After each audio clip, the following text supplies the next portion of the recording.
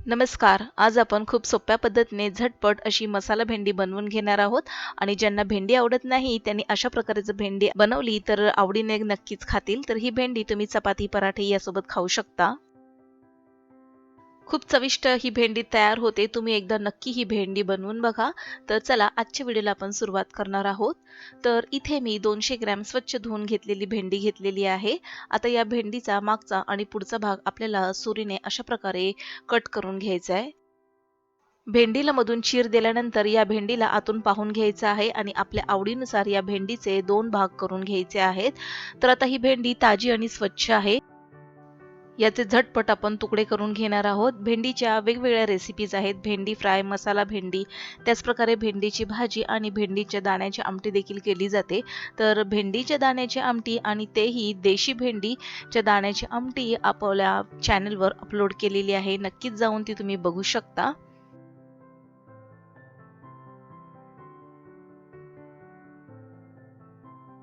सर्व भेंडी चिरून इतकी भेंडी तयार झालेली आहे. आता या भेंडीला आपण थोडंसं चिमटभर मीठ लावून घेणार आहोत आणि त्याचबरोबर चिमटभर तिखट लावून घेणार आहोत. तिखट आणि मीठ हे लावल्यामुळे भेंडीला छान अशी चव येते. आता यावर मी थोडंसं काश्मीरी लाल तिखट घालून घेणार आहे. तुम्हाला आवडत असेल तर तुम्ही यामध्ये थोडीशी हळद देखील घालू शकता. आता हे 2 ते 3 मसाले घातल्यानंतर आपल्याला व्यवस्थित ही भेंडी मिक्स करून घ्यायची आहे. यामध्ये मी हळद घातलेली नाही. तुम्हाला आवडत असेल तर तुम्ही नक्की घालू शकता. आता हे सर्व मी व्यवस्थित मिक्स करून घेते. भेंडी म्हटलं की याला चिकटपणा साधारणपणे येतो आणि तोच घालवण्यासाठी यावर आपण थोडंसं बेसन पीठ घालून घेणार आहोत. तर जवळपास मी एक मोठा चमचा बेसन पीठ यावर आता भुरभुरवून घेणार आहे. यावर आता मी एक मोठा चमचा बेसन पीठ घालून घेतलेलं आहे. तर हे बेसन पीठ कच्चं आहे. तुम्हाला आवडत असेल तर तुम्ही भाजून देखील घालू शकता. बेसन पीठ घातल्यामुळे भेंडीचा चिकटपणा कमी होतो व तेलावर हलकसं शॅलो फ्राय केल्यामुळे बाहेरील याचं आवरण कुरकुरीत होतं. तर आता हे सर्व मी मिक्स करून घेत आहे. तर हाताने याला मिक्स करून घेऊया झटपट.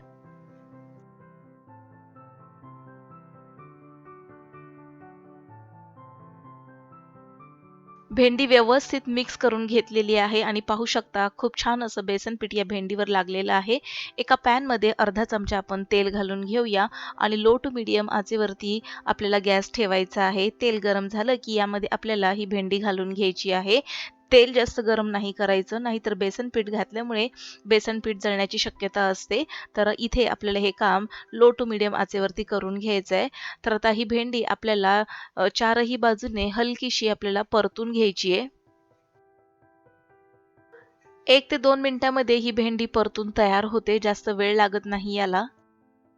बेसन पीठ पण छान भाजलं जातं आणि भेंडी देखील सुटसुटीत अशी तयार होते. आता ही तयार झालेली आहे भेंडी. याला आता आपण एका प्लेटमध्ये काढून घेऊया. आता आपण पुढील कृतीकडे जाणार आहोत. याच सेम पॅनमध्ये आपल्याला 2 मोठे चमचे तेल घालून घ्यायचे. तेल छान गरम झालं की यामध्ये आपल्याला फोडणी देऊन घ्यायची आहे आणि यामध्ये मी सुरुवातीला अर्धा चमचा जिरं घालून घेतलेलं आहे. जिरं छान तडतडलं की यामध्ये आपण बारीक चिरून घेतलेला कांदा घालून घेणार आहोत. तर आता इथे मी एक लहान मध्यम आकाराचा कांदा बारीक चिरून घेतलेला आहे आणि याला आता आपण तेलावरती फ्राय करून घेणार आहोत.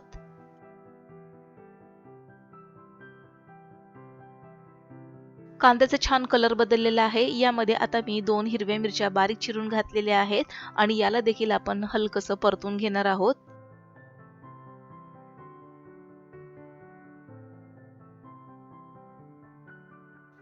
कांदा व्यवस्थित परतून झालेला आहे. आता आपण यामध्ये 1 चमचा भरून ठेचून घेतलेलं आलं आणि लसूण यामध्ये घालून घ्यायचे आहे. खूप छान अशी चव यामुळे या मसाला भेंडीला येते. आता हे व्यवस्थित परतून झालेलं आहे. आता यामध्ये आपल्याला टोमॅटोची प्युरी घालून घ्यायची आहे. तर इथे मी मध्यम आकाराचा 1 टोमॅटोची प्युरी करून घेतली होती आणि याला आता आपण यामध्ये घालून घेऊया आणि हा सर्व मसाला आपल्याला आता या तेलावरती परतून घ्यायचा आहे. हा मसाला परतण्यासाठी 1 ते 2 मिनिटे लागतील. 1 ते 2 मिनिटानंतर आपण यामध्ये इतर मसाले घालून घेणार आहोत. तर आता हा मसाला फ्राय होत चाललेला आहे.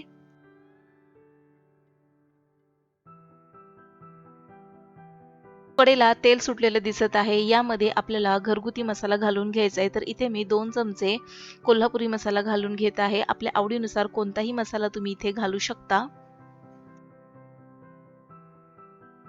याला व्यवस्थित मिक्स करून घेऊया. मसाला छान हा तेलामध्ये परतून तयार झालेला आहे. आता यामध्ये आपल्याला फेटून घातलेलं दही घालून घ्यायचं आहे. तर इथे मी एका वाटीमध्ये फेटून घेतलेलं दही घेतलं होतं आणि आता हे दही आपल्याला यामध्ये घालून घ्यायचं आहे. दही फेटूनच घ्यायचं आहे आणि गॅस इथे आपल्याला मंद करून घ्यायचा आहे. मंद आचेवरच आपल्याला हे दही घालून घ्यायचं आहे.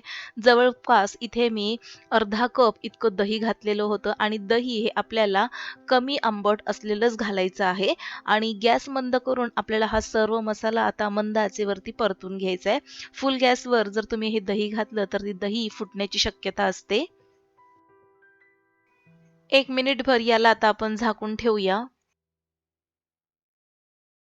मिनिटभरानंतर आपण हा मसाला पुन्हा आपण परतून घेऊया.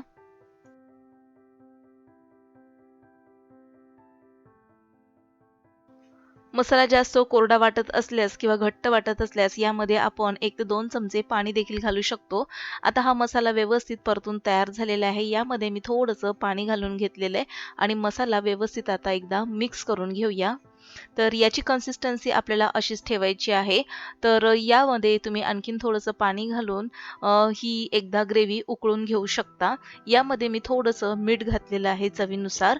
आता पुन्हा एकदा आपल्याला यावरती झाकण ठेवून घ्यायचं आहे. व्हिडिओ जर तुम्हाला आवडत असेल तर नक्कीच एक लाईक द्या, सबस्क्राईब करून बेल आयकॉन प्रेस करा.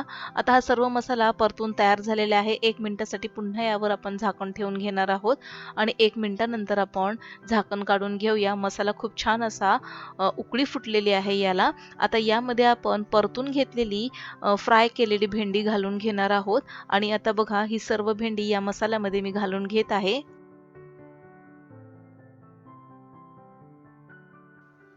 आता ही भेंडी मसाल्यामध्ये घातल्यानंतर आपल्याला लगेचच मिक्स करून घ्यायची आहे.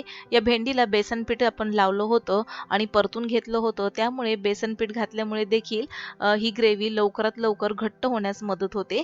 आता यामध्ये मी थोडीशी कसुरी मेथी घालून घेतलेली आहे. कसुरी मेथीमुळे खूप छान असा स्वाद या भेंडीला येतो. अगदी रेस्टॉरंट स्टाईल ही भेंडी लागते चवीला. आता हे मिक्स करून घेतलेलं आहे आणि यावर आता आपण 1 मिनिटभरासाठी पुन्हा झाकण ठेवून घेणार आहोत.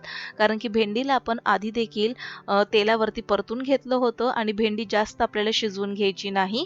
यामध्येच आता मी अर्धा चमचा गरम मसाला घालून घेत आहे आणि पुन्हा एकदा आपल्याला याला व्यवस्थित मिक्स करून घ्यायचंय.